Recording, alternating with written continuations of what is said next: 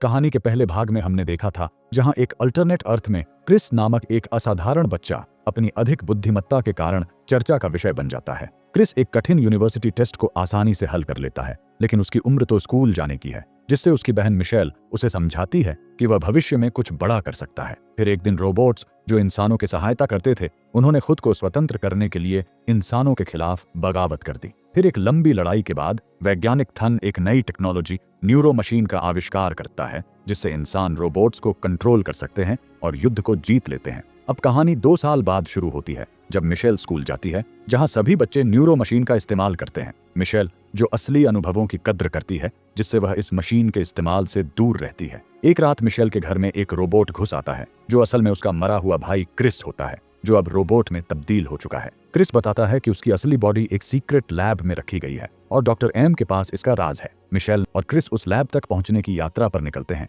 जहां उन्हें यह पता चलता है कि क्रिस का दिमाग अभी भी एक विशेष मशीन से जुड़ा है, जिसे अभी भी वैज्ञानिक थन अपने कंट्रोल में किए है। फिर पता चलता है कि क्रिस का दिमाग ही वह डेटा सोर्स है जिसका उपयोग थन ने अपनी सारी मशीनों के लिए किया था, और अब वह क्रिस के दिमाग की पूरी शक्तियों को दोबारा प्राप्त करने के लिए उसे पकड़ना चाहता है। और थन ने इस काम को सोल्जर मार्शल को सौंपा है। बदले में उसने वादा किया कि अगर वो मिशेल और रोबोट क्रिस को पकड़ लेता है तो उसे सरकार में एक बड़ी पोस्ट मिलेगी। उधर मिशेल, क्रिस और कीट का ग्रुप उस रोबोट जोन में घुस चुका होता है, लेकिन जैसे ही वे अंदर जाते हैं, वहां के रोबोट्स उन पर हमला कर देते हैं और उन्हें पकड़कर अपने लीडर के पास ले जाते हैं। ये लीडर वही है जिसने वॉर के बाद इंसानी राष्ट्रपति के साथ एक शांति एग्रीमेंट पर साइन किया था। वो बताता है कि अक्सर इंसानी स्कैवेंजर्स यहाँ आकर रोबोट्स के पार्ट्स चुरा ले जाते हैं, इसलिए उनकी सुरक्षा के लिए रोबोट्स ने हमला किया, लेकिन वो अब उन्हें नुकसान नहीं पहुंचाएंगे। मिशेल उन्हें पूरी सच्चाई बताती है कि वे डॉक्टर एम को ढूंढ रहे हैं ताकि वह अपने भाई की असली बॉडी तक पहुंच सके।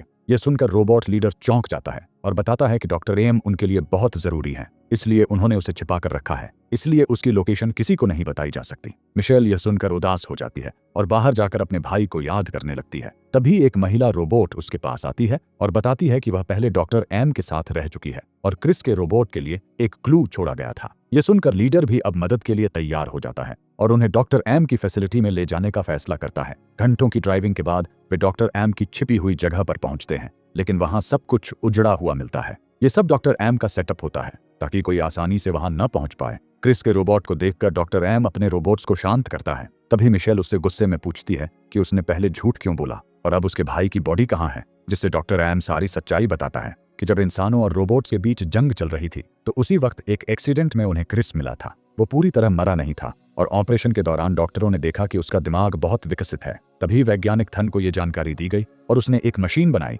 जिससे क्रिस को मारे बिना उसके दिमाग को इस्तेमाल किया जा सके। इसी मशीन से न्यूरो मशीन बनाई गई और इंसानों ने जंग जीत ली। लेकिन फिर दुनिया को यह न पता चले कि थन एक बच्चे के दिमाग से सब कर रहा है, इसलिए उसने झूठ फैलाया कि क्रिस मर गया है। फिर 13 महीने बाद क्रिस को होश आया और उसने देखा कि उसका ब्रेन इस्तेमाल हो रहा है। उसने डॉक्टर एम से मदद मांगी, जिसने उसकी कॉन्शियसनेस एक दूर बैठे रोबोट से लिंक कर दी और खुद छिप गया। अब तक मार्शल भी वहां तक पहुंच चुका होता है। जैसे ही वो अंदर आता है, उसे समझ आता है कि डॉक्टर एम यहीं छिपा है और वो हमला कर देता है। रोबोट लीडर मार्शल से लड़ने लगता है और मिशेल बाकी लोग भागने की कोशिश करते हैं, लेकिन बाहर और सैनिक आ जाते हैं क्योंकि मार्शल अपनी पूरी आर्मी के साथ आया था। अब मिशेल और कीट के ग्रुप की तरफ से रोबोट्स और दूसरी तरफ मार्शल के सोल्जर्स के बीच जबरदस्त लड़ाई शुरू हो जाती है। मार्शल ने अब तक रोबोट लीडर को हरा दिया होता है। तभी डॉक्टर एम खुद सामने आ जाता है ताकि क्रिस के रोबोट को ले जाने से रोक सके, लेकिन तभी पीछे से थन खुद एक शक्तिशाली रोबोट में आकर पहुंचता है और डॉक्टर एम को गोली मार देता है। अब मार्शल और थन मिलकर क्रिस के रोबोट को पकड़ लेते हैं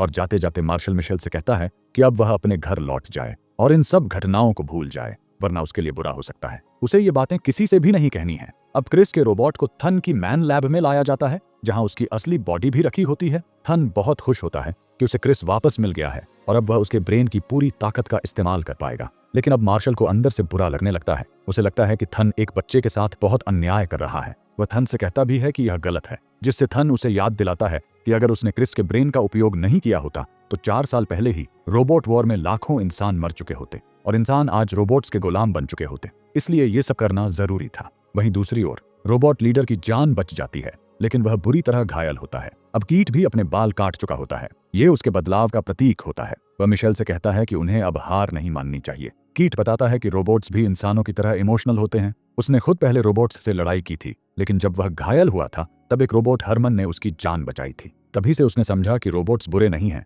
वे सिर्फ आज़ादी के लिए लड़ रहे हैं। अब उन्हें डॉक्टर एम के कंप्यूटर से एक बहुत ही ज़रूरी जानकारी मिलती है। दुनिया भर में जो न्यूरो मशीनें काम कर रही हैं, वे सभी क्रिस के ब्रेन से कनेक्टेड हैं। यानी अगर वे उस ब्रेन को डिस्कनेक्ट कर दें तो थन की सारी टेक्नोलॉजी बंद हो जाएगी। अब मिशेल, कीट, हरमन और बाकी रोबोट्स मिलकर थन की लैब पर हमला करने निकल पड़ते हैं। अगले दिन जब थन क्रिस के रोबोट पर एक्सपेरिमेंट कर रहा होता है, तभी बाहर कीट और हरमन हमला कर देते हैं। वे वहां ध्यान भटकाने के लिए हमला करते हैं ताकि मिशेल अंदर जाकर अपने भाई तक पहुंच सके, जिससे सभी गार्ड्स बाहर चले जाते हैं। इसी दौरान मिशेल डॉक्टर एम की बनाई एक रोबोट की मदद से अंदर जाती है और क्रिस की असली बॉडी तक पहुंच जाती है। लेकिन अब थन भी अलर्ट हो चुका होता है। वो अपनी नई इन्वेंशन, एक जायंट सुपर रोबोट को एक्टिवेट कर देता है, जिसे सिर्फ वही कंट्रोल कर सकता है, और वो एक एक करके कई रोबोट्स को तबाह कर देता है। अब हालात इतने खराब हो जाते हैं कि मार्शल भी थन का साथ छोड़ देता है, क्योंकि उसे समझ आता है कि वो गलत लोगों के लिए काम कर रहा था। मिशेल अब डिजिटल वर्ल्ड के जरिए अपने भाई क्रिस के दिमाग से संपर्क करती है,